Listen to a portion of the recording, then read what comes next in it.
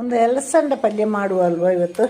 ಅಲಸಂಡೆ ಸುಕ್ಕ ನಾನು ಯಾವಾಗಲೂ ತೊಳೆದ ಮೇಲೆ ತರಕಾರಿ ಕಟ್ ಮಾಡೋದು. ಮೊದಲಾದ್ರೆ ತುದಿ ಮತ್ತು ಕಡೆ ಹೀಗೆ ತೆಗಿಬೇಕು.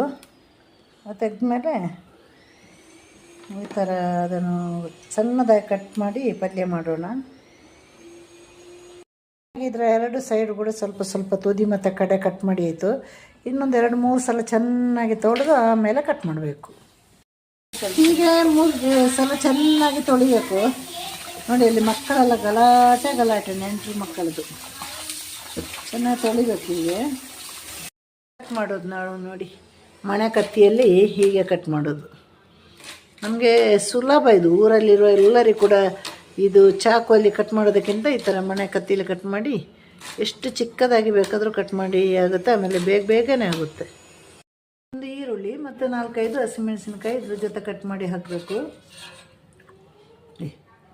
ನಡುವಿಂದ ಕಟ್ ಮಾಡಿ ಇನ್ನು 4 ಪೀಸ್ ಮಾಡು. ಅಡ್ಡಕ್ಕೆ ಬಿಸಿಯಾಗಿದೆ. ಸಾಸಿವೆ, ಉದ್ದಿನಕಾಳು, ಕಡಲೆಬೇಳೆ ಇಷ್ಟು ಹಾಕಿದ್ದೀನಿ. ಇದು ಚೆನ್ನಾಗಿ ಸಿಡಿದ ಮೇಲೆ ನಾವು ಅಲಸಂಡೆ, ಈರುಳ್ಳಿ, ಆಮೇಲೆ ಹಸಿಮೆಣಸಿನ್ಕಾಯಿ ಕಟ್ ಮಾಡಿದ್ದೀವಲ್ಲ ಅದನ್ನು ಹಾಕಬೇಕು. ಈಗ ನಾವು ಕಟ್ ಮಾಡಿರೋ ತರಕಾರಿ ಹಾಕೋಣ. ಈಗ ರುಚಿಗೆ ತಕ್ಕ ಉಪ್ಪು ಹಾಕೋಣ. 1 ಸ್ಪೂನ್ ಅರಿಶಿನ. ನೀರು ಚಿಮುಕಿಸಿ ಮಾಡುವಂತಹ ಒಂದು ಪಲ್ಯ ಅದು. ಚೆನ್ನಾಗಿ ಬರುತ್ತೆ. ನೀರು ಜಾಸ್ತಿ ಹಾಕುವಾಗಿಲ್ಲ. ಪಲ್ಯಕ್ಕೆಲ್ಲ ಚಿಮುಕಿಸ್ಬೇಕು. ಸ್ವಲ್ಪ ನೀರು ಹಾಕಿ ಸಾಕಾಗುತ್ತೆ. Medium flame. ಜೋಕರ್ ಬಂದಿದ್ದಾನೆ, ಅದಕ್ಕೆ ನಗು ಬರ್ತಾ ಇದೆ. ಮೀಡಿಯಮ್ ಫ್ಲೇಮಲ್ಲಿಟ್ಟು ಇದನ್ನು ಬೇಯಿಸ್ಬೇಕು. ಇವಾಗ ಮೀಡಿಯಮ್ ಫ್ಲೇಮಲ್ಲಿಟ್ಟು ಮುಚ್ಚಿಟ್ಟು ಬೇಯಿಸೋಣ. ಈಗ ನೋಡಿ ಅಲಸಂಡೆ ಪಲ್ಯ ನಮ್ಮದು ರೆಡಿ ಆಯಿತು. ಈ ಕೊನೆಯಲ್ಲಿ ತೆಂಗಿನ ತುರಿ ಹಾಕಿ ಒಂಚೂರು ಬೆಳ್ಳುಳ್ಳಿ ಗುದ್ದಿ ಹಾಕಿದರೆ ಅಲಸಂಡೆ ಪಲ್ಯ ರೆಡಿ ನೋಡಿ.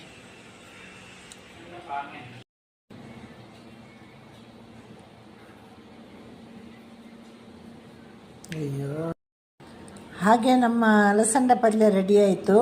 ಅಲಸಂಡೆ ಎಲ್ಲ ಚೆನ್ನಾಗಿ ಬೆಂದ ನಂತರ ನೀರೆಲ್ಲ ಬತ್ತಿ ಹೋದ ನಂತರ ಅದಕ್ಕೆ ಸ್ವಲ್ಪ ತೆಂಗಿನ ತುರಿ ಮತ್ತು 1-2 ಅಥವಾ 3 ಬೆಳ್ಳುಳ್ಳಿ ಹೆಸರನ್ನ ಗುದ್ದಿ ಹಾಕಿದರೆ ನಮ್ಮ ಅಲಸಂಡೆ ಪಲ್ಯ ರೆಡಿ ಆಯಿತು. ಎಲ್ಲರೂ ಮನೆಯಲ್ಲಿ ಮಾಡಿ ನೋಡಿ.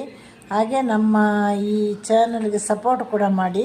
ನನ್ನ ಒಳ್ಳೊಳ್ಳೆ ಅಡುಗೆ ವೀಡಿಯೋ ಬೇಕಂದರೆ ನೀವು ನನ್ನ ಶಾರ್ಟ್ ಬಿಟ್ಟು ವೀಡಿಯೋ ನೋಡಿ. ಒಳ್ಳೆ ನಾನು ನಾನ್ ವೆಜ್ಜಲ್ಲಿ ಅಡುಗೆ ಮಾಡಿ ಅಲ್ಲಿ ಹಾಕಿದ್ದೀನಿ. ಎಲ್ಲರಿಗೂ ಟಾಟಾ ಬಾಯ್.